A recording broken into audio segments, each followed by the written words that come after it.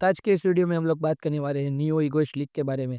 तो जैसा कि हमने हमारे लास्ट वीडियो में कवर किया था कि कैसे ब्लू लॉक की टीम यहाँ जापान की टीम के सामने 4-3 से मैच जीत जाती है और वो मैच खत्म होने के बाद इसागी ये भी डिक्लेयर करता है कि next under 20 world cup Japan ही जीतेगा और वो जापान को जीत दिलाएगा। सारे प्लेयर्स को यहाँ पे ब्लू लॉक से बाहर जाने का मौका मिलता है, मतलब कुछ टाइम का रेस्ट दिया जाता है यहाँ पे उन्हें। और उसके बाद ये सारे प्लेयर्स कुछ टाइम बाहर बिताने के बाद जब वापस आते हैं तब जाके नियो ईगोइस्ट लीग की शुरुआत होती है। सो इन सारे प्लेयर्स के ब्लू लॉक में एंटर करने के साथ ईगो ये बताता है कि अंडर 20 वर्ल्ड कप अभी 100 डेज के बाद स्टार्ट होगा। मतलब सिर्फ उनके पास 100 दिन ही बाकी है वर्ल्ड कप के लिए तैयारी करने के लिए। और क्योंकि अंडर 20 जापान टीम जो कि हार चुकी है ब्लू लॉक टीम में, और उनमें से कुछ ऐसे प्लेयर्स भी जो काफ़ी अच्छे थे जैसे कि ओलिवर, नीरू और बाकी सब, तो ब्लू लॉक के प्लेयर्स के साथ उन लोगों को भी ट्रेन करने वाला है। और पॉसिबल ये है कि यहाँ पे ईगो सबसे बढ़िया जापान की टीम बनाएगा जो अंडर 20 वर्ल्ड कप जीत सकती है। लेकिन फिलहाल की स्ट्राइन देखते हुए ईगो ये क्लियरली बोल देता है कि अगर ऐसी हालत में हम लोग अंडर 20 वर्ल्ड कप खेलेंगे तो विक्ट्री इम्पॉसिबल है। और दैट्स वाई उसने ये सोचा कि कैसे सारे प्लेयर्स ग्रोथ को एकदम से एक्सेलरेट किया जाए। लेकिन उससे पहले ईगो का ये क्वेश्चन है, सबके अकॉर्डिंग कि एक ऐसी चीज़ क्या हो सकती है जिसने उनकी ग्रोथ में सबसे ज़्यादा रोल निभाया था। सभी प्लेयर्स यहाँ पे सोचने लगते हैं लेकिन एंड में ईगो बताता है कि एनवायरमेंट। दैट्स वाई उनका सामना होने वाला है 5 ग्रेट यूरोपियन लीग से, यानी वो कंट्री जिनके फुटबॉल प्लेयर सबसे बेस्ट माने जाते हैं पूरे के पूरे वर्ल्ड में। उनके साथ कम्पीट करने वाले हैं ब्लू लॉक के प्लेयर्स। बट ऐसा भी नहीं है कि ये सारे लोग हेड ऑन कम्पीट करेंगे सारी लीग से, नहीं। इन सभी प्लेयर्स को यहाँ पे एक एक लीग चूज करनी पड़ेगी ताकि वो लोग सामना कर पाए। और यहाँ पे ईगो ये बताता है कि ये डिसीजन काफ़ी ज़्यादा इंपॉर्टेंट हो सकता है हर एक प्लेयर के लिए, क्योंकि हर एक लीग में प्ले स्टाइल अलग अलग है। हर एक टीम का अलग अलग एनवायरनमेंट होता है, जिस वजह से अगर किसी लीग का एनवायरनमेंट किसी प्लेयर की एबिलिटी से मैच नहीं करता तो उस प्लेयर की ग्रोथ तो छोड़ो, वो प्लेयर यहाँ पे बहुत ही गंदा परफॉर्म करने लगेगा और उसका करियर भी खत्म हो सकता है। इंग्लैंड की टीम जो यहाँ पे अपनी फिजिकल स्ट्रेंथ पे ज़्यादा फोकस करती है। और यहाँ पे हम स्पेन की बात करें तो वो लोग क्रिएटिव थॉट प्रोसेस पे ज़्यादा ध्यान देते हैं, जैसे कि टिकी टाका।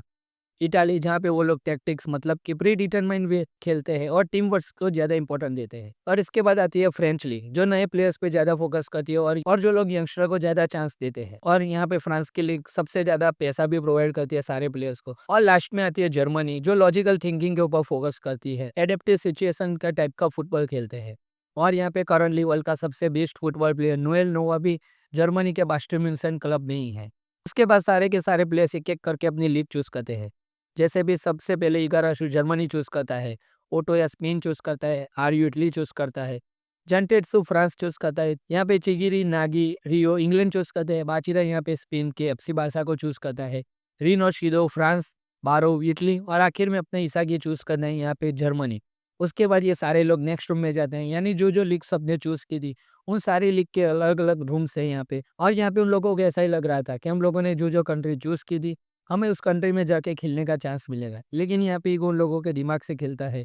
वो सारे कंट्रीज़ के लोगों को ही वहाँ पे ब्लू लॉक में लेके आता है और उन सारे लोगों के बीच में एक वर्ल्ड क्लास एनवायरनमेंट क्रिएट करता है कि ताकि सारे लीग के प्लेयर्स यहाँ पे ब्लू लॉक के अंदर ही कम्पीट कर पाए, उन सभी लोगों के सामने।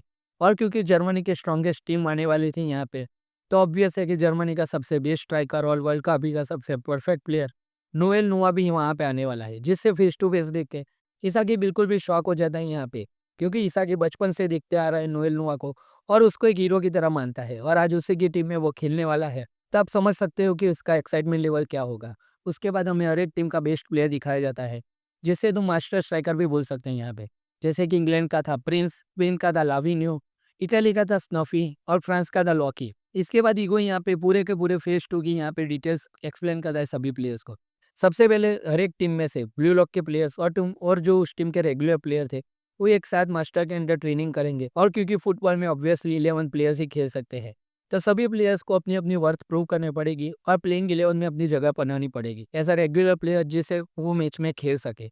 लेकिन यहाँ पे मेजर चीज़ ये है, जो लोगों का भी सिलेक्शन होगा यहाँ पे टॉप 11 में, उन लोगों को बाकी की टीम से फाइट करनी पड़ेगी और मैचेस खेलने पड़ेंगे। लेकिन ये सारे मैचेस जो होंगे वो रेगुलर मैचेस की तरह नहीं होने वाले 90 मिनट्स के। यहाँ पे अनलिमिटेड टाइम का मैच होगा, लेकिन जो टीम सबसे पहले 3 गोल करेगी वो टीम यहाँ पे मैच जीत जाएगी। और यहाँ पे रेगुलर गेम्स की तरह सब्स्टिट्यूशन की कोई लिमिट नहीं होगी, जितने भी चाहे उतनी टाइम आप सब्स्टिट्यूट कर सकते हो प्लेयर को। और इसके बाद लास्ट और मोस्ट इंपॉर्टेंट थिंग, जो वो मास्टर स्ट्राइकर से रिलेटेड है। ये जो मास्टर स्ट्राइकर है वो मेन ऑब्वियसली सारे प्लेयर से काफ़ी ज़्यादा स्ट्रॉन्ग है और वर्ल्ड के टॉप 5 प्लेयर्स में जो 5 प्लेयर्स है। और इसीलिए यहाँ पे ईगो ने डिसाइड किया कि हर एक मास्टर स्ट्राइकर को सिर्फ 3 मिनट का ही प्ले टाइम दिया जाएगा हर एक मैच में। ये सुनकर यहाँ पे सारे प्लेयर्स के होश उड़ गए कि इतने बड़े प्लेयर्स के साथ हमें मैच खेलने का मौका मिलेगा। और एट द एंड ईगो ये भी क्लियर कर देता है कि ये जो मैचेस हो रहे हैं, ये सिर्फ़ उन प्लेयर्स की ग्रोथ के लिए नहीं हो रहे, और एट द एंड ये सारे गेम्स खत्म होने के बाद प्लेयर्स की रैंकिंग के अकॉर्डिंग ही ये डिसाइड किया जाएगा कि कौन-सा प्लेयर अब अंडर 20 जापान की टीम में खेलेगा। और इस पूरी टूर्नामेंट को यहाँ पे ईगो नाम देता है, नियो इगोइस्ट लीग। लेकिन तभी ईगो बीच में बोल देता है कि एक और चीज़ मैं भूल गया कहना, पास्टर मुनसेस जो कि जर्मनी का टीम है, उसमें एक और प्लेयर ऐड होगा स्पेशली। और ये बात सुन के सारे के सारे प्लेयर शॉक हो जाते हैं कि अब ब्लू लॉक में कौन नया खिलाड़ी आया। सारे के सारे लोगों ने तो टीम सिलेक्ट कर दी है।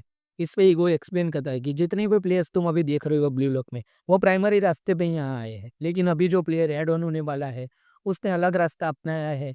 और वो वैसे तो ब्लू लॉक के फेज़ 1 में ही बाहर निकाल दिया गया था। लेकिन ब्लू लॉक का एक स्पेशल प्रोजेक्ट जिसमें जो भी प्लेयर्स बाहर निकाले गए थे, उस सबको कम्पीट करके, उन सबको हरा के इस प्लेयर ने दोबारा एंट्री ली है यहाँ पे ब्लू लॉक। और वो प्लेयर और कोई नहीं था, कुनिगामी था।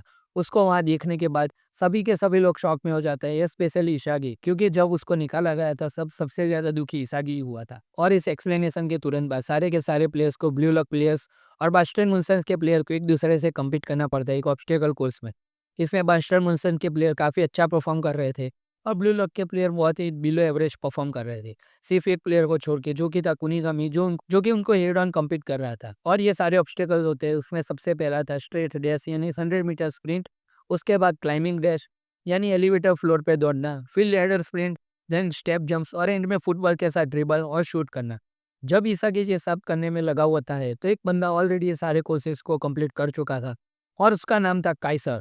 और जब इसागी अपना कोर्स कंप्लीट कर देता है और शूट करने ही वाला होता है बॉल में, तो वही बंदा बीच में आके इसागी की बॉल को हवा में डिफ्लेक्ट कर देता है। वैसे तो हम सब लोगों को नहीं पता था कि ये काइसर कितना ज़्यादा स्ट्रांग है, लेकिन यहाँ पे इसागी तुरंत ही रियलाइज़ कर देता है कि काइसर एक न्यू जनरेशन वर्ल्ड 11 प्लेयर है। जैसे कि साई इटोशी था मिडफील्डर, यहाँ पे काइसर एक स्ट्राइकर है वर्ल्ड 11 में। और तुम लोगों ने हमारी पिछली वीडियो देखी ही होगी जिसमें हम लोगों ने एक्सप्लेन किया था कि साई इटोशी कितना पावरफुल मिडफील्डर है पूरे के पूरे वर्ल्ड में अभी। तो आप सोच सकते हो कि काइसर कितना ज़्यादा स्ट्रॉन्ग स्ट्राइकर होने वाला है। और अब क्योंकि काइसर जर्मनी से था, इसागी जापान से था, तो उन लोगों को कम्युनिकेशन में बहुत ही ज़्यादा दिक्कत आ रही थी। तो उन लोगों को यहाँ पे ईयरपीसेस का यूज़ करते हुए हम लोग देखते हैं ताकि वो लोग एक दूसरे की लैंग्वेज को समझ सकें। उसके बाद हमें बास्टर मुनसेन का मिडफील्डर दिखाया जाता है जो था नेस। और वैसे ही एक-एक करके सारे प्लेयर्स का हमें इंट्रोडक्शन किया जाता है। उसके बाद हमें दिखाया जाता है कि काइसर काफ़ी ज़्यादा इंटरेस्टेड होता है इसागी में स्पेशली, क्योंकि अभी ब्लू लॉक अंडर 20 का जो मैच हुआ था, उसमें स्पॉटलाइट इसागी ने ही छीन ली थी और उसको और उसके साथ कम्पीट करने ही यहाँ पे स्पेशली काइसर आया है। वही देखने के लिए आया है कि इसागी कितना ज़्यादा स्ट्रॉन्ग है। इतने में नोएल नो वहाँ पे एंट्री लेता है और ये जो सारा बस चल रही थी, उसको यहाँ पे पूरी तरह से बंद कर देता है और वो यहाँ पे कहता है कि वो किसी भी चीज़ को कंसिडरेशन में नहीं लेगा एक्सेप्ट नंबर्स। जो नंबर अच्छे होंगे यानी ट्रेनिंग में जो परफॉर्म नंबर सबसे अच्छे होंगे, उसी प्लेयर्स को ज़्यादा चांस मिलने वाला है अगले मैच में खेलने के लिए। और क्योंकि इसागी ये कोर्स कंप्लीट नहीं कर पाया था, तो वो लास्ट में आता है, ऑब्वियस बात है। उसके बाद हमें सारे प्लेयर्स की रैंकिंग दिखाई जाती है। पर सरप्राइजिंग चीज़ ये थी, कुनिगामी यहाँ पे ना तो टॉप 10, ना तो टॉप 5, बल्कि वो थर्ड प्लेस पे आता है। उससे आगे सिर्फ नेस और स्काइसर ही थे। ये चीज़ें देखने के बाद इसागी को सरप्राइज़ तो मिलता है और ये चीज़ देखने के बाद इसागी यहाँ पे ये ठान लेता है कि वो काइसर को किसी भी हालत में स्पॉटलाइट में नहीं आने देगा और वो काइसर को भी टॉप से नीचे गिरा के ही छोड़ेगा। उसके बाद इसागी को हम लोग ट्रेन करते हुए दिखते हैं। उसकी रैंकिंग ऊपर जाती है धीरे-धीरे और ये भी बताया जाता है कि न्यू इगोइस्ट लीग के पहले मैच में सिर्फ 10 दिन बचे हैं और बास्टर मुनसेन का यहाँ पे सामना होने वाला है एफसी बारका से, जिसमें बाचिरा भी है। अब इसागी अपना 100% तो देता है ट्रेनिंग में, लेकिन उसकी रैंकिंग बहुत ही ऊपर नहीं आती और वो टॉप 11 में अपनी जगह नहीं बना पाता। और इसी वजह से रेगुलर में खेलना नेक्स्ट मैच में उसके लिए इम्पॉसिबल था। इसी वजह से वो मास्टर स्ट्राइकर के पास जाता है, एडवाइस लेने के लिए कि वो जल्दी से जल्दी इम्प्रूव कैसे कर पाए। इस पे नोएल नोवा उसको एडवाइस तो काफ़ी अच्छा देता है और उसको अपना आइडिया सेल्फ क्या है, उसको एक्सप्लेन करने के लिए बोलता है और पूछता है कि क्या तुम्हारा आइडिया सेल्फ नंबर 1 स्ट्राइकर यानी कि नोएल नोवा को हरा सकता है? इस पे इसागी यहाँ पे कंप्लीटली ब्लैंक हो जाता है और यहाँ पे वो सोच में पड़ जाता है कि ये यहाँ पे क्या पूछ रहा है। शॉक होने के बाद वो थोड़ा निराश होकर बोलता है कि आई डोंट नो। इसके ऊपर नोएल नोवा क्लियरली बोलता है कि अगर तुम्हें अपने आइडिया सेल्फ को एक्सप्लेन करना नहीं आता और तुम ये भी डिसाइड नहीं कर सकते कि तुम्हारा आइडिया सेल्फ नंबर 1 स्ट्राइकर को हरा पाएगा या नहीं, तो तुम ब्लू लॉक में आखिर कर क्या रहे हो? क्योंकि ब्लू लॉक में तो मैंने सुना था कि नंबर 1 स्ट्राइकर बनाया जा रहा है पूरे के पूरा वर्ल्ड का और तुम ऐसे कम्पीट करोगे मुझसे? और इस पे इसाकी बिल्कुल भी अंधेरे में चला जाता है और वो काफ़ी बड़ी चीज़ रियलाइज़ करता है कि उसको वर्ल्ड का अगर सबसे बेस्ट स्ट्राइकर बनना है, तो उसको ना कि सिर्फ रीन और काइसर को हराना पड़ेगा, बल्कि उसको अपने हीरो यानी फिर नोएल नोआ को भी एक दिन हराना ही पड़ेगा। और उसके बाद नोएल नोआ उसको काफ़ी तगड़ी एडवाइस देता है कि तुम सबसे पहले जाओ ठंडे दिमाग से सोचो कि तुम्हारा आइडिया सिर्फ क्या है। उसको पहले ढंग से एक्सप्लेन करना सीखो और फिर उसके तरह बनने का सोचो। एफसी बारका में बाचीराव रेगुलर्स में था और रेगुलर्स तो छोड़ो वो यहाँ पे ड्रॉप स्ट्राइकर्स में आ रहा था। जो चीज़ देख के इसाकी तो पहले शॉक हो जाता है, ना कि सिर्फ बाचीरा रेगुलर्स में आ रहा है बल्कि फॉरवर्ड की तरह यहाँ पे मैच में खेल भी रहा है। लेकिन इसके साथ वो काफ़ी बड़ी चीज़ रियलाइज़ कर रहा होता है इस मैच को देखने के लिए जिसमें बाचीरा वर्सेस काइसर देखने को मिलेगा। लेकिन अगर मैं उस मैच का शॉर्ट डिस्क्रिप्शन बता दूँ तो यहाँ पे बास्टर मुल्सन यहाँ पे 3-2 से जीत जाता है एफसी बारका से सामने। और यहाँ पे इसागी भी प्ले करता है लेकिन वो एक भी गोल नहीं मार पाता। लेकिन वो यहाँ पे एक बहुत ही बढ़िया असिस्ट देता है कुनिगामी को जो कि फाइनल गोल मारता है। और ये मैच खत्म होने के बाद ईगो यहाँ पे एक इंपॉर्टेंट कॉन्सेप्ट भी क्लियर करता है नियो ईगो लीग का कि कैसे ये लीग प्रो लीग की तरह काम करने वाली है। और वो यहाँ पे एक्सप्लेन करता है कि कैसे हर एक प्लेयर को अपनी पहचान बनानी पड़ेगी, अपनी वैल्यू टीम को प्रोवाइड करनी पड़ेगी, तभी जाके उन लोगों को टॉप 11 में जहाँ पे जगह मिलेगी। और यहाँ पे वो डिपेंड करता है कि तुम अपनी सूटेबल पोजीशन को छीन लो या फिर उसे अपनी मेहनत से एक्वायर कर पाओ, क्योंकि at the end of the day survivor करना ही है यहाँ पे सभी लोगों को, जैसा कि रियल लाइफ में सर्वाइव करने के लिए फुटबॉल में होता है। और इतना बोलने के साथ ही ईगो सारे प्लेयर्स की यहाँ पे रैंकिंग शो करता है, जो कि उनकी एनुअल सैलरी भी थी सारे प्लेयर्स की। और ये सारे मैचेस सारे के सारे क्लब ओनर्स पूरी की पूरी दुनिया के देख रहे थे और उनके ऊपर हर एक प्लेयर्स की बोली लग रही थी। ऑब्वियसली जितना इंपॉर्टेंट प्लेयर होगा, जितना अच्छा होगा, उतनी ज़्यादा उसके ऊपर यहाँ पे बोली लगने वाली है। और दैट्स वाई ये नंबर्स उनके एनुअल सैलरी भी होने वाले थे। और यहाँ पे हम लोग इसाकी को देखते हैं जो उसने पूरे के पूरी मैच नहीं खेली थी, बस थोड़े मिनट खेले थे और एक इंपॉर्टेंट असिस्ट दिया था यहाँ पे कुनिगामी को। तो इसाकी की यहाँ पे एनुअल सैलरी होती है 17 मिलियन। इसके अलावा कुनिगामी की रैंकिंग होती है 24 मिलियन। पासीरा यहाँ पे था 32 मिलियन। नेस की थी 50 मिलियन। और कैसर की सैलरी तुम लोग एक्सपेक्ट ही नहीं कर पा रहे होगे, 300 मिलियन पे वो बंदा बैठा था सबसे ऊपर। और इतना बड़ा डिफरेंस था यहाँ पे कैसर और इसाकी के बीच में। और जैसा कि पहले मैंने बताया कि ब्लू लॉक अंडर 20 जापान का सिलेक्शन होगा और रैंकिंग है वो एनुअल सैलरी है। तो इस एनुअल सैलरी के बेसिस पर जो एंड में दिखाई जाएगी वो टॉप 11 प्लेयर्स को ही यहाँ पे वो सिलेक्ट करने वाला है जापान अंडर 20 टीम के वर्ल्ड कप। और हम लोगों को पता है कि स्पॉन्सर्स को भी यहाँ पे पैसे कमाने हैं। और तो इस पूरे के पूरे लीग को यानी कि नियो ईगो लीग को पूरे वर्ल्ड में यहाँ पे ब्रॉडकास्ट किया जा रहा है। मतलब कि ये मैच सारी के सारी दुनिया देख रही है अभी। और बासिरा के तो हमें ये भी क्लियर हो जाता है कि नियो ईगो लीग में जितना इंपॉर्टेंट नहीं है किसी टीम में, लेकिन इंपॉर्टेंट ये है कि तुम अपनी वर्थ कैसे प्रूव करते हो और कैसे टॉप 11 में आते हो ब्लू लॉक के लिए और अंडर 20 के लिए तुम लोग खेल पाओगे। बट अल्टीमेटली इसका मतलब यही होता है कि तुम्हें गोल्स क्रिएट करने होगी क्योंकि उससे ही तुम्हारी वर्थ प्रूव होगी। बट जैसे ही इसागी ने अपनी नेटवर्थ प्रूव करी है बिना गोल किए, तो ऐसा भी हो सकता है। और उसके बाद हमें यहाँ पे मैच दिखाया जाता है पीएक्सटी और उबर्स के बीच में। यहाँ पे पीएक्सटी में था रिन और शिदोंग और उबर्स में था अपना किंग बारव। और इन दोनों के मैच का रिजल्ट आता है 3-2 से यहाँ पे पीएक्सटी जीत जाती है। और आफ्टर 10 डेज बास्टर मुनसेन का मैच होने वाला था मैनचेस्टर सिटी से। लेकिन हर एक मैच के बीच में यहाँ पे 10 दिन का वक्त दिया जाता है और यहाँ पे इस मैच में भी 10 दिन बाकी थे। लेकिन फिलहाल के लिए दोनों मैचेस के बाद जो रैंकिंग थी वो ये थी जिसमें रिन सबसे ऊपर 36 मिलियन के साथ था, वासिरा 32 मिलियन के साथ, कुनिगामी 24, शिदो 20, इसाकी 17, आइकू 15, काराउ 12, ऊटो 9, आरयू 5 और बाकी के सारे प्लेयर्स को भी कोई वैल्यू नहीं दी गई थी। और जब मैनचेस्टर सिटी में नागी, रियो और चिगिरी प्रैक्टिस कर रहे होते हैं यानी कि ट्रेनिंग कर रहे होते हैं तभी उन्हें रैंकिंग्स का पता चल जाता है। और वो सारे लोग एक्साइटेड फील करने लगते हैं क्योंकि उनके फर्स्ट मैच के बाद उनकी रैंकिंग क्या होगी। इसी दौरान हमें 10 डेज़ पहले का सीन दिखाया जाता है, जब पहली बार चिगिरी, नागी और रियो मैनचेस्टर सिटी के मास्टर यानी कि प्रिंस से मिले थे। और वो बंदा काफ़ी अलग माइंडसेट रखता है यार दोस्तों यहाँ पे। वो बंदा क्रिस्टियानो रोनाल्डो जैसा माइंडसेट रखता है। वो तुरंत इसकी वो तुरंत यहाँ पे एंट्री लेते हैं, सारे लोगों की बॉडी को चेक करने लगता है कि यहाँ पे उन लोगों की बॉडी कितनी हेल्दी है, कितनी ज़्यादा स्ट्रेंथ है यहाँ पे उन लोगों में। क्योंकि जैसा कि मैंने वीडियो के स्टार्टिंग में बताया था, इंग्लैंड की जो टीम्स है वो यहाँ पे सबसे ज़्यादा फोकस कर रही है बॉडी स्पेसिफिक के यानी स्पीड, स्ट्रेंथ और ड्यूरेबल टैकल्स में, जो काम आती है वहाँ पे लीग खेलने के लिए। अब इन सब की बॉडी चेक करने के बाद वो थोड़ा बहुत पहचान लेता है और इंप्रेस होकर बोलता है कि अब मुझे पता चला कि तुम लोग यहाँ तक कैसे पहुँचे हो। लेकिन स्टिल वो ये भी कह देता है कि इससे आगे पहुँचना थोड़ा मुश्किल हो गया इस बॉडी के साथ, क्योंकि यहाँ पे मैनचेस्टर सिटी के प्रिंस के अकॉर्डिंग बिना सक्सेस मैकेनिज्म को समझे अगर सक्सेस यहाँ पे मिल भी गई तुम लोगों को, तो वो एक लक होगा, यानी कि वो एक कर्ज की तरह यहाँ पे तुम लोगों को पूरे ज़िंदगी टॉर्चर करने वाला है। और ऐसे ही ये मास्टर स्ट्राइकर काफ़ी सारी चीज़ें बताता है कि कैसे बॉडी को इम्प्रूव करना है और तुम्हें अपने टैलेंट को भी इम्प्रूव करना है साथ-साथ। लेकिन अगर यहाँ पे गलत तरीके से इम्प्रूवमेंट कर पाए तुम लोग को, तो बॉडी को बहुत ही ज़्यादा चोट पहुँचेगी और तुम्हारा टैलेंट बिगड़ भी सकता है। जैसे कि चिगिरी को हम लोगों को जानते हैं कि वो एक फास्ट रनर है, तो उसको अपना वेट नहीं बढ़ाना है बल्कि अपने पैरों को ज़्यादा स्ट्रॉन्ग करना है। तो इसीलिए जिगिरी को अपनी अपर बॉडी से ज़्यादा लोअर बॉडी को ट्रेन करना पड़ेगा। और इसके बाद हम लोग देखते हैं कि इस तीनों के तीनों प्लेयर्स यहाँ पे लग जाते हैं अपने ट्रेनिंग में। और सच में पहली बार हम लोगों को यहाँ पे देखने को मिलता है नागी, जो कि यहाँ पे ट्रेन कर रहा है। इसके बाद हमें मैनचेस्टर सिटी में प्रेजेंट ब्लू लॉक प्लेयर्स को दिखता है, जो धीरे-धीरे रियलाइज़ कर रहे होते हैं, नो मैटर व्हाट पोजीशन उन्हें यहाँ पे खेलना ही है और किसी न किसी तरह से उनको अपनी वर्थ शो करनी पड़ेगी। नहीं तो पूरी की पूरी लीग ऐसे ही निकल जाएगी, वो स्ट्राइकर खेलते रहेंगे। इसके बाद यहाँ पे हम लोग यूकीमिया को देखते हैं, जो अगर तुम्हें याद होगा तो शायद 4th या 5th पोजीशन में था पूरे के पूरे ब्लू लॉक के टॉप प्लेयर्स में। लेकिन उसे यहाँ पे खेलने का मौका नहीं मिला था पहले मैच में।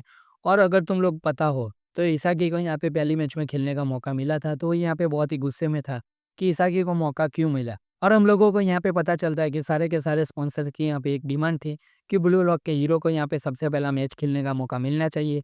और इसी वजह से यहाँ पे हम लोग देखते हैं कि इसागी को खेलने का मौका मिला था। लेकिन काइसर वहाँ पे अचानक से एंट्री लेता है और वो सारे लोगों का मजाक उड़ा के वहाँ से निकल जाता है और ये सारे प्लेयर्स कुछ भी नहीं बोल पाते उसके सामने, सिर्फ उसको देखते ही रहते हैं। इसके बाद हमें यूकीमिया की बैक स्टोरी दिखाई जाती है कि क्यों वो इतना फ्रस्ट्रेटेड है मैच ना खेलने की वजह से। और रीज़न बिहाइंड हिज आई, जिसका विज़न यहाँ पे धीरे-धीरे कम होता जा रहा है। और इसी वजह से वो जल्द से जल्द दुनिया का सबसे बेस्ट स्ट्राइकर बनना चाहता है, ताकि उसका विज़न चले जाए, उससे पहले वो सबसे बेस्ट स्ट्राइकर बन पाए।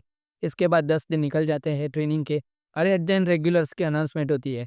और इस बार मैनचेस्टर सिटी के अगेंस्ट में ब्लू लॉक के प्लेयर्स खेलने वाले हैं। सबसे पहला तो था कुनिगामी, उसके बाद इसागी, उसके बाद कोरोना और ये आफ्टर दैट यूकीमिया।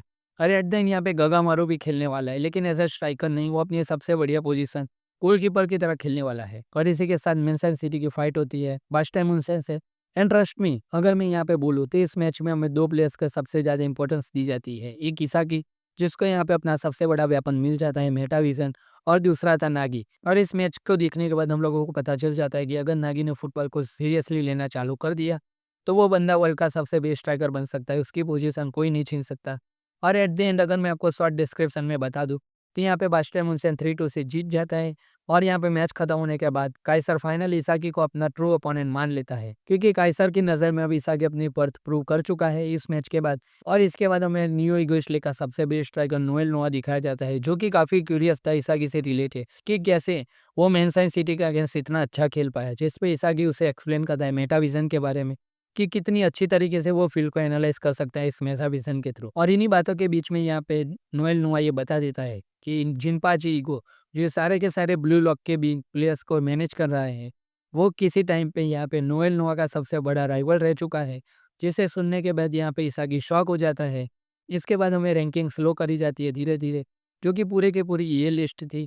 इस बार ब्लू लॉक में काफ़ी सारे प्लेयर्स को रैंक करा गया था, यानी उनके ऊपर बिडिंग की गई थी, जैसे कोरोना के 24 मिलियन, गगामारो 28 मिलियन, यूकीमिया 29 मिलियन, चिगिरी 30 मिलियन, उससे ऊपर रियो 40 मिलियन, क्योंकि वो पूरे के पूरे मिडफील्ड को काफ़ी अच्छी तरीके से कंट्रोल कर रहा था। उसके बाद आता है कुनिगामी 47 मिलियन, जो कि बास्टन मुनसेन में सबसे ज़्यादा गोल मार चुका है अभी। और उसके बाद आता है हमारा इसागी, जिसने अभी तक एक भी गोल नहीं किया था इस मैच में भी, वो गोल नहीं कर पाया था, लेकिन उसके बाद भी उसकी नेटवर्थ होती है यहाँ पे 50 मिलियन। इसके बाद नेस भी उसी के साथ था 50 मिलियन। बासिरा को हम लोग देखते हैं कि 66 मिलियन के साथ उन दोनों से आगे है। और फिर आता है हमारा वंडर की नागी 88 मिलियन के साथ। और पता है नंबर 1 पे यहाँ पे कौन है? आप लोग गेस नहीं कर पाओगे, आप लोग बोलोगे या तो रिन होगा या फिर शिदो होगा। नहीं, नंबर 1 पे था बारो 100 मिलियन के साथ।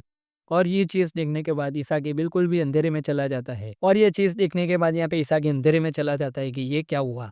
और यहाँ पे ईगो बताता है कि पीएसजी का क्योंकि एक ही मैच हुआ था, तो ये रैंकिंग अभी ट्रू रैंकिंग नहीं है, वह रैंकिंग्स चेंज होने वाली है। और बाकी सारे के सारे टीम्स के 2-2 मैच हो गए थे, लेकिन मैनचेस्टर सिटी और पीएसजी का यहाँ पे सिर्फ एक ही मैच हुआ था। और अगला मैच यहाँ पे होने वाला है बास्टन मुनसेन वर्सेस उबेर का, यानी कि इसागी वर्सेस किंग। और इसके बाद हमें योरी का पास्ट दिखाया जाता है। अगर मैं शॉर्ट में बोल दूँ, तो योरी ने फुटबॉल अपने आप खेलना शुरू नहीं किया था, उसके पेरेंट्स ने उसे फोर्स किया था फुटबॉल खेलने के लिए। और वो बचपन से फुटबॉल खेलता आ रहा था, तो जैसे-जैसे वो बड़ा होता गया, फुटबॉल में उसका मन बहुत ही लगने लगा और वो फुटबॉल को एकदम सीरियसली खेलने लगा। और जैसे ही वो बड़ा होता है, उसको एक बात पता चलती है कि उसके जो मॉम-डैड थे, वो बहुत ही बड़े एथलीट रह चुके हैं और उन लोगों ने शादी इसलिए की थी ताकि उनके जीन से जो बच्चा पैदा हो सके, वो यहाँ पे सबसे बेस्ट प्लेयर बन पाए वर्ल्ड का। और यही चीज़ इयोरी को बिल्कुल भी पसंद नहीं आती है, इसलिए वो काफ़ी ज़्यादा फ्रस्ट्रेटेड महसूस करता है उस टाइम। और यहाँ पे एक रियलिटी ये भी है कि इयोरी यहाँ पे ब्लू लॉक में आना नहीं चाहता था, लेकिन वो अपने पेरेंट्स से दूर होना चाहता था, इसीलिए यहाँ पे ब्लू लॉक में आने का उसने फैसला किया था, ताकि वो अपने पेरेंट्स से दूर रह सके। और इसके बाद हमें यहाँ पे रिन और नागी के बीच में थोड़ी बात दिखाई जाती है। नागी यहाँ पे बिल्कुल भी खुश नहीं था, लेकिन यहाँ पे रिन खुश था कि उन लोगों ने आके अपनी यहाँ पे वर्थ प्रूव की है। और यहाँ पे रीन और नागी की बात सुनने के बाद हमें सबसे ज़्यादा इंटरेस्टिंग चीज़ ये पता चलती है कि नागी को अभी तक फुटबॉल में एटलीस्ट इतना ज़्यादा इंटरेस्ट नहीं आया है। और इसके बाद हम लोग देखते हैं कि यहाँ पे काइसर कैसे इसागी को एनालाइज करता है और वो इसागी को अब बहुत ही ज़्यादा इंपॉर्टेंस देने लगता है और वो यहाँ पे अपना ट्रू पोटेंशियल राइवल भी मान लेता है उसको। उसके बाद हमें फिर से ब्लू लॉक प्लेयर्स की ट्रेनिंग पे ले जाता है, जहाँ पर इसागी को एक पीस नहीं मिल रहा था अपने मेटाविजन का, लेकिन वो यहाँ पे दूसरे लोगों की बात सुनता है और उस बात को सुनने के बाद तुरंत उसे एक आइडिया क्लिक होता है और वो यहाँ पे दौड़ते हुए तुरंत ही जाता है कुनिगामी के पास और उसको सारी की सारी बात क्लियर करता है। और आखिरकार यहाँ पे मैच शुरू होता है बास्टन मुनसेस वर्सेस उबर का। और अगर शॉर्टकट में बता दें तो इस मैच में हमें पता चलता है कि बारो की वर्थ यहाँ पे क्यों 100 मिलियन है और इस मैच में सबसे पहली गोल भी उसी ने स्कोर की थी। वो इसागी के थ्रू ही होती है यहाँ पे। और इसी मैच में हम लोग दिखते हैं कि इसागी यहाँ पे मल्टीपल गोल स्कोर करता है, यानी कि वो अभी काइसर से आगे निकल जाता है। यानी कि इस मैच में इसागी ने 2 गोल स्कोर किए थे, बास्टन मुनसेस ये मैच जीत जाता है।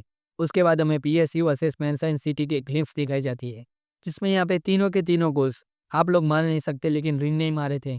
और जो एक गोल था मैनचेस्टर सिटी का, वो यहाँ पे चिगिरी ने किया था, यानी अपना वंडर किड नागी यहाँ पे एक भी गोल स्कोर नहीं कर पाया था। यहाँ पे हम लोग नागी को देखता है कि इस पॉइंट ऑफ टाइम यहाँ पे उसको कोई भी फर्क नहीं पड़ता कि वो कितने गोल स्कोर कर रहा है और ये कैसे अपनी नेटवर्थ शो कर रहा है। यहाँ पे नागी बहुत ही कंफ्यूज था कि इन सारे प्लेयर्स को ऐसी कौन सी चीज़ है जो उनको पुश कर रही है अपना 100% देने के लिए। और वो यहाँ पे ये मैच खत्म होने के बाद भी रिन से ही पूछता है कि उसको यहाँ पे कौन सी चीज़ है जो सबसे ज़्यादा पुश कर रही है। और यहाँ पे रिन बताता है कि उसको अपना भाई साई इटोसी को पीछे छोड़ना है। और जब यहाँ पे मैनचेस्टर सिटी का सामना बारो से होता है तो वो बारो से भी यही चीज़ पूछता है कि वो कौन सी चीज़ है जो तुम्हें इतना ज़्यादा पुश कर रही है। तो बारो जवाब में बोलता है कि उसने किंग बनना है, फुटबॉल का नंबर 1 स्ट्राइकर बनना है और जो भी लोग उसे चैलेंज करने उन सारे लोगों को डिस्ट्रॉय करना है। और यहाँ पे बास्टर मुनसेन वर्सेस उबर के मैच के बाद हम लोगों को उनकी नेटवर्थ दिखाई जाती है। बारो के 130 मिलियन और इसागी यहाँ पे 150 मिलियन पे पहुंच चुका है। लेकिन वहीं रिन और भी ऊपर चला जा रहा है, 180 मिलियन पे पहुंच चुका था और काइसर अभी भी ड्रॉप नहीं हुआ नंबर 1 से और उसके यहाँ पे नेटवर्थ थी 320 मिलियन। लेकिन वो यहाँ पे खुश बिल्कुल भी नहीं था, क्योंकि इसागी ने यहाँ पे उसे कंप्लीटली डिस्ट्रॉय कर चुका था और 2 गोल से वो आगे निकल गया था। इसके बाद हम लोग देखते हैं कि काइसर को ट्रेनिंग करते हुए अब वो इसागी से हार चुका था और नील नोआ के अलावा अब इसागी को भी वो अपना तगड़ा राइवल मानता है और अब उसे उसको भी हराना था। इसके बाद हमें थोड़ी-थोड़ी ग्लिम्प्स दिखाई जाती है पीएसजी वर्सेस एफसी बारका और मैनचेस्टर सिटी वर्सेस सुबर्स की, जिसमें पीएसजी एफसी बारका से ऑब्वियसली जीत जाती है और मैनचेस्टर सिटी वर्सेस उबर्स के मैच में यहाँ पे उबर्स यहाँ पे उनको आसानी से मात दे देते हैं। और यहाँ पे नागी बहुत ही बुरा खेल रहा था, वो पहले से भी उसकी परफॉर्मेंस ड्रॉप हो चुकी थी और वो बास्टर मुनसेन के अगेंस्ट खेला था, उससे भी ज़्यादा बुरा इस मैच में खेला था। और यहाँ पे मैच खत्म होने के बाद यहाँ पे बारो नागी से ये भी बोल देता है कि तुम्हें क्या हो गया है, तुम ऐसे तो पहले नहीं खेलते थे, तुम्हारी जो कॉम्पिटिटिवनेस थी वो यहाँ पे जरा भी नहीं बची। और यहाँ पे किंग उसे बोल देता है कि वो यहाँ पे सिर्फ एक लूजर को देख रहा है जिसने अपना टच खो दिया है। और जब ये सारे मैचेस खत्म हो जाते हैं तो तुम्हें शॉक मिलता है कि नागी और रियो जो धीरे-धीरे करके यहाँ पे नीचे जा रहे हैं, उनकी जो एनुअल सैलरी थी वो कम होती जा रही है और ये चीज़ नागी क्लियरली देख सकता था। और इसके बाद हमें सारे प्लेयर्स की नेटवर्थ दिखाई जाती है। शिरो जो यहाँ पे 100 मिलियन पे पहुँच चुका है, इसागी 150 मिलियन पे, बारो भी 150 मिलियन पे था। लेकिन अभी बास्टर मिल्सन और पीएसजी का मैच बाकी था। तो एट द एंड यहाँ पे ये रैंकिंग चेंज होने वाली है, लेकिन स्टिल अभी भी ब्लू लॉक में सबसे ज़्यादा वर्थ थी 198 मिलियन के साथ रिन की। और इसके बाद हम लोग यहाँ पे देखते हैं रियो और नागी को, जिनकी परफॉर्मेंस यहाँ पे गिरती जा रही थी। कमेंट्स में भी उनको भर-भर के गालियाँ दे रहे थे लोग कि इन लोगों को क्या हो गया है। तो यहाँ पे रियो बोलता है कि मैं कुछ ना कुछ प्लान बनाना पड़ेगा और हमें आगे बढ़ना पड़ेगा। लेकिन तभी बीच में नागी रोक देता है और ये बोलता है कि that's right Rio, we have to change. जिस पर रियो यहाँ पे बिल्कुल भी चुप हो जाता है, क्योंकि उसे पता है कि अब क्या होने वाला है। इसके बाद नागी ये बोलता है कि अगर वो चेंज नहीं हो रहे और इम्प्रूव नहीं कर रहे हैं तो वो पीछे रह जाएँगे और ब्लू लॉक से बाहर निकाल दिए जाएँगे। मतलब कि उनको अब तेज़ी से इम्प्रूवमेंट करना होगा। उसके बाद 2 गेम्स यहाँ पे साइमल्टेनियसली शुरू होते हैं। पहला था मैनचेस्टर सिटी वर्सेस एफसी बारका और दूसरा था पीएसजी वर्सेस बास्टर मुनसेन। और यहाँ पे सबसे ज़्यादा हाइप मैच था बास्टर मुनसेन वर्सेस पीएक्सजी का, क्योंकि ये दोनों की दोनों टीम अभी तक एक भी मैच नहीं हारी और इसी के साथ पीएक्सजी वर्सेस बास्टर मुनसेन शुरू होता है। जो भी करंटली यहाँ पे दोस्तों मांगा में चल रहा है और वो वीडियो बनाने के लिए मैं बहुत ही ज़्यादा एक्साइटेड हूँ। और वो वीडियो में आप लोगों को समझ आए क्या चल रहा है, इसीलिए मैंने ये पूरा का पूरा वीडियो यहाँ पे आप लोगों को समझाया कि ये न्यू इगोइस्ट लीग क्या है और अभी के सारे प्लेयर्स यहाँ पे कैसे एक दूसरे से कम्पीट कर रहे हैं। और अगर आपको अभी ये वीडियो अभी तक अच्छा लगा हो तो वीडियो को लाइक कर देना, चैनल को सब्सक्राइब कर देना। और हम लोग जल्द से जल्द यहाँ पे सारे के सारे और सबसे पहले हम लोग कवर करने वाले हैं मैच यहाँ पे पीएक्सी वर्सेस बायर्न म्यूनchen का, जो अभी करंटली मांगा में चल रहा है। तो please wait for that video.